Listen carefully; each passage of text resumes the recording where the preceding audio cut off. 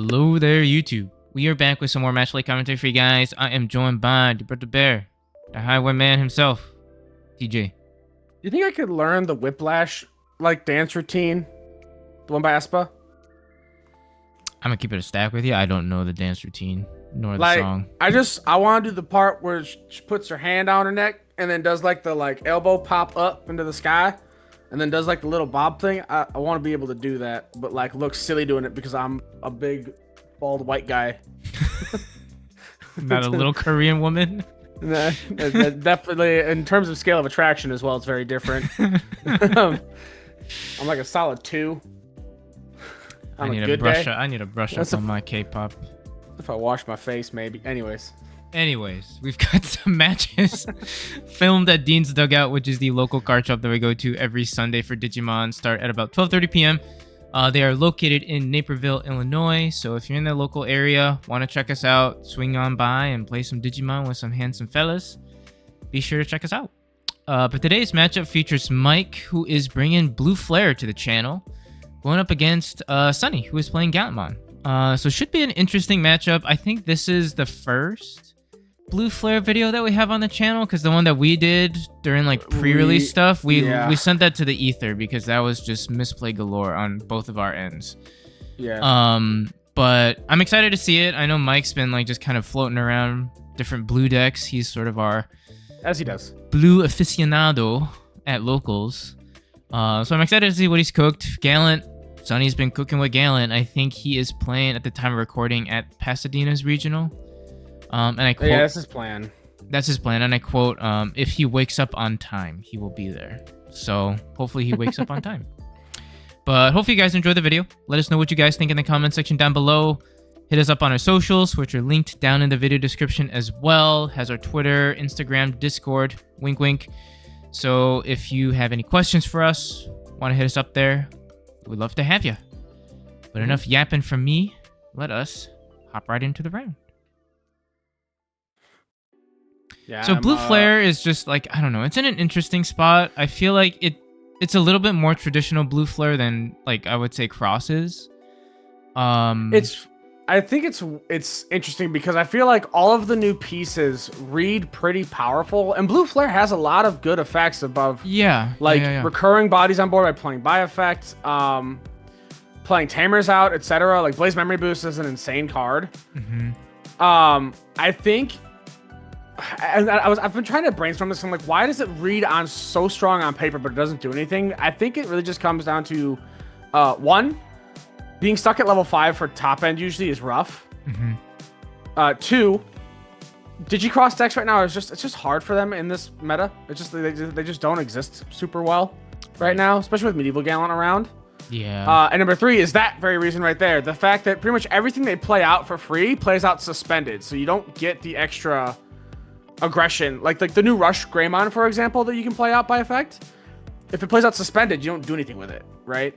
Right. You kind of have to rely on that big combo play to actually make it work. But Mike has a decent start. He's got the Double Tamer, which is always pretty gas. He uses a Blazing Memory Boost to play out the Double Tamer and pick up 2 pieces. Sorry for the little bit of glare there. I mean, that's a decent start, right? I mean, the Double Tamers, I think, have definitely taken a lot more priority than the Memory Setter Kiriha, just because it lets you use stuff from trash, which is always pretty good. Mm-hmm. The extra memory gain is nice, too. And then speaking of pretty good, Sonny goes into the new Growlmon, which lets him play out another Takato. We delete off of the War Growl effect, so Sonny can suspend the 2 Takatos and choke to 1. Yeah. And we don't get any memory off Kiriha Nene because there's only 1 Digimon on board now. Right. So that's good. Choke to 1, leave it there. I mean, the Blaze Memory Boost is live, sure, but that only matters if Mike has something to do with it. And the problem I also feel like with Blue Flare is that, similar to the new Cross pieces, in order to really pop off with your Zeeg play, you need Zeeg under trash, and the only realistic way you get him under trash is if you see the new Kiriha, or if you run the Double Tamer. Otherwise, it is a little tough to get that out on the board. Yeah. Oh, you know what? The other thing too, I forgot to say, and I'm sure someone's probably going to comment this after I finish speaking, and so then they're going to hear this part and be like, "Oh, he did say it." People just know how to play around Blue Flare now. Blue Flare's gimmick of 2 or more Digimon on board is just very much played around. Oh, oof, that's tough. Pretty conveniently now. Like overall, people are just aware of how Blue Flare wants the game to be played, and they just avoid doing that. And it's not hard for a lot of the good decks right now to do that. Right. And then another thing too is, I mean, the meta is very much focused on blowing your bodies up. And it's not like partition decks where you have, as we play a Gallantmon here, to go ahead and tuck something underneath and then draw 1, which is pretty decent. But, you know, if you blow stuff up, I mean, cross pieces, yeah, you tuck stuff underneath, but you lose so much tempo. Yeah. Partition at least lets you kind of salvage the play somewhat by spitting out your pieces and hoping that they live. Here, you're just sort of like, okay, well, now I got to do it all over again and pay 3 memory at least still. I think if Blue Flare Digicross for less than 3, a little bit better. But the fact that it's still a 3 Digicross Metal Gray is tough. Yeah, although it also might get to a point where it could potentially be too strong if it was crossing for less with all the stunning it has. I mean, and material save also just isn't a very good keyword anymore, I don't think. Anyways, though, we see Sonny goes into the Gallant. I think that Gallant shouldn't be able to suspend, no? This is the same.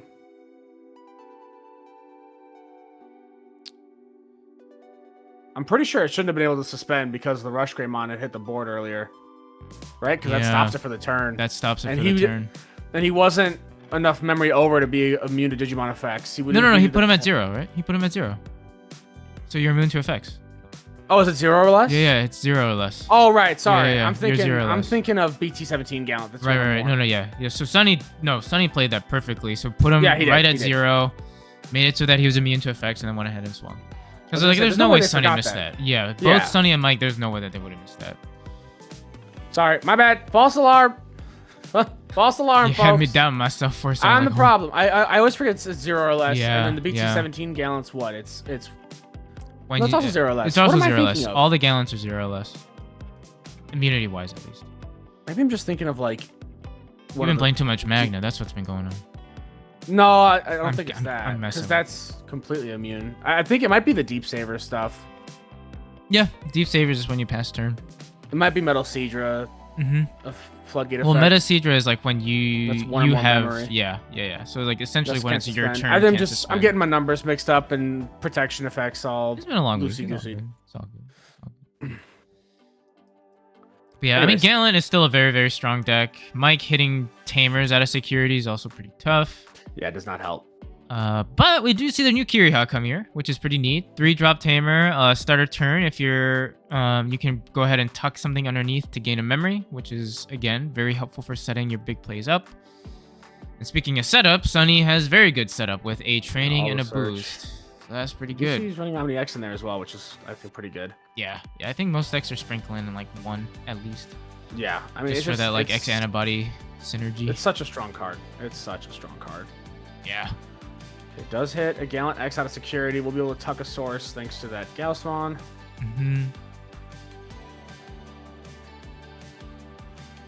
How do we do? Okay, we will Digicross.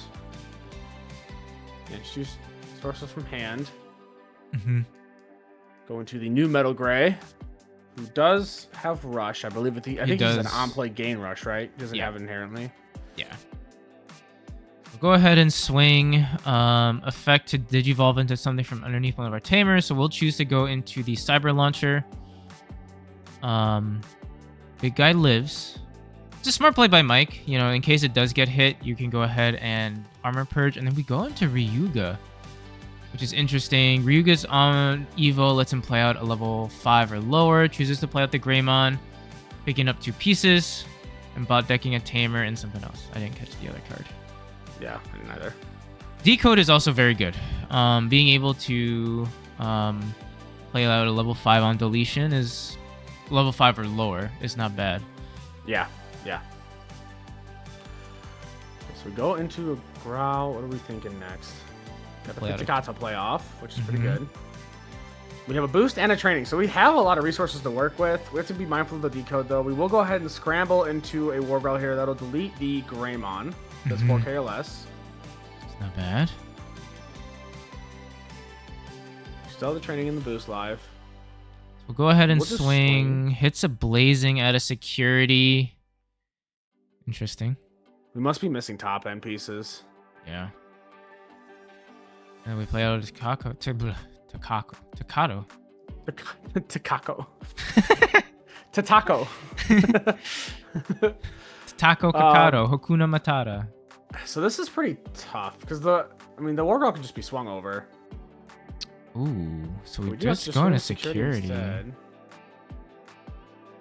Wonder if it was smarter to just swing. Okay, so we go rush. Metal Grade Inheritable. Uh-huh. So spit out the one guy, yeah. Okay. Now what are we doing? Play out a double tamer. Mike's hand's looking real thin though. This is tough. Yeah. No rookie. No other metal grade to use.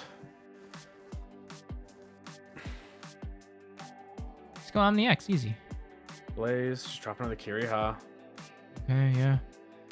And So we then- will, end of turn, use the effect to just bot deck the Ryuga. We decode, play out the Metal Ryugu. Gray. Metal Gray will let him tuck sources underneath on play. Even though you're not reducing cost at this point, you can still, in theory, digicross. So you do get your inheritables under that guy, which is not bad. Yeah. The problem here is Scramble is able to let Sonny search out some pieces, and with a training and a boost in play, is pretty scary. Yeah. And the other tough thing right now too is like Mike has one card in hand. Jesus. He's down to one. Which is a problem we saw with Blue Flare before too, right? With it, which is consistency. If you weren't seeing stuff off of your boost and your Gauss plays, you typically didn't have a very efficient way to cycle through your deck. Which is, I think, what we're seeing here, right? Well, Mike was able to dig for some pieces, but a lot of those pieces end up getting used for on-play stuff, tucking shenanigans, and then you're left with a hand size, as we see here, of one card, and you like are kind of stuck now. Yeah. We'll tuck next anybody under. What are we gonna do? Boost first, then training, maybe? Training first, go into War Growl, pops a 10k or less because it has X antibody. Yeah. Gains the memory off of the inheritables, gain one off of Takado, and now we're just cooking. We are cooking with gas here. He could, in theory, swing. I mean, I he think, could, in theory, go for game here if he wanted to. yeah.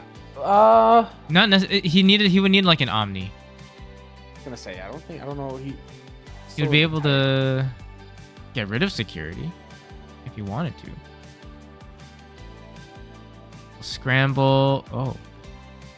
Yeah, so Scramble go into a Gallant X. Uh-huh. On Evo, trash 1. Yeah. Opting not to blitz. Which is smart. I mean, Sonny knows that Mike's hand is very slim. We also don't want to give too much advantage with the double tamer out and have stuff in trash that you can set up. Yeah, I think. Oh, sorry. I think Sonny's just in a position where he doesn't need to do more damage. He can just win next turn and call it a day. I think that's the sign of all. This is a sign of like a good player as well, who knows the right time to be aggressive.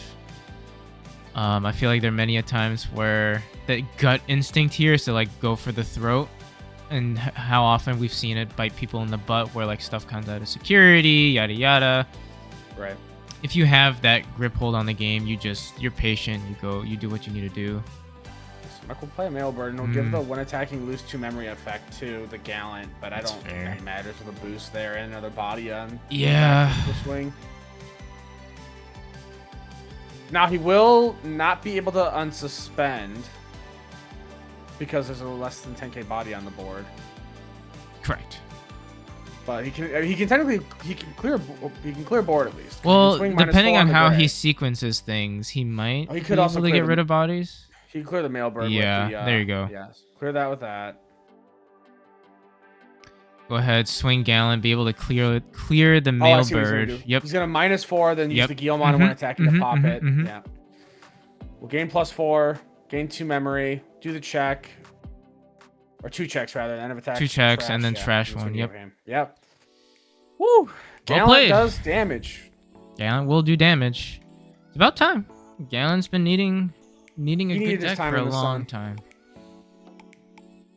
But yeah.